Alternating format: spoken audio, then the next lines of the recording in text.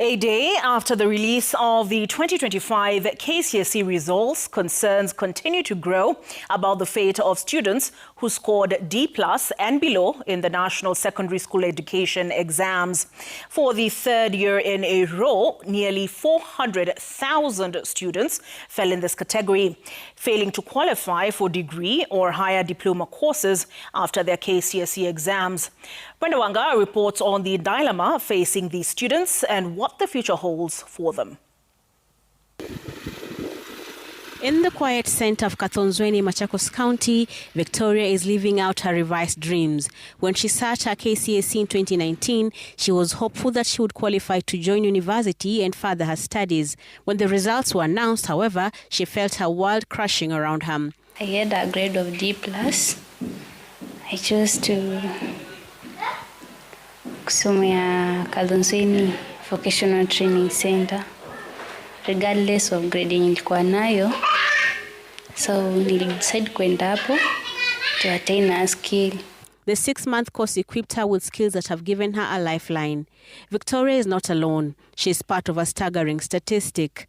TVET qualifications in Kenya vary by course level and are primarily based on one's KCSE result, with requirements like a D- for artisan, D plain for craft, and C- for diploma courses. The candidates whose results we released today are now expected to transit to tertiary institutions. Out of the nearly 1 million students who sat the exam last year, 359,144 got a mean grade of D and below. This qualifies them for training for craft. But why are so many falling into this bracket? Education stakeholders point to a rigged playing field. Most students in the D and below category come from local sub-county schools, institutions that often lack the basic tools to compete. Are these learners who are getting E's and D's from these schools stupid? I don't believe. If you took those learners to other schools, they will actually perform better than they have done. So the challenge that we have to face is to ask ourselves, when we are doing this, and therefore, like right now, it's too late to say anything about the guys who have left from when they have gotten E and D-. We need to ask ourselves, is it right to let their life dreams die at this point? Or should we create a pathway for them to continue to pursue their dreams? Because when you're growing up as a young person, you have dreams, you have aspirations.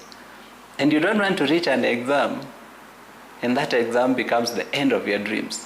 For the government, the solution is a 100% transition to technical and vocational education and training. But for students like Victoria, this feels less like a choice and more like a confinement, even though they make do with the cards life has dealt them. I would encourage them wasikue low. Wakiwa na skill itawasaidia.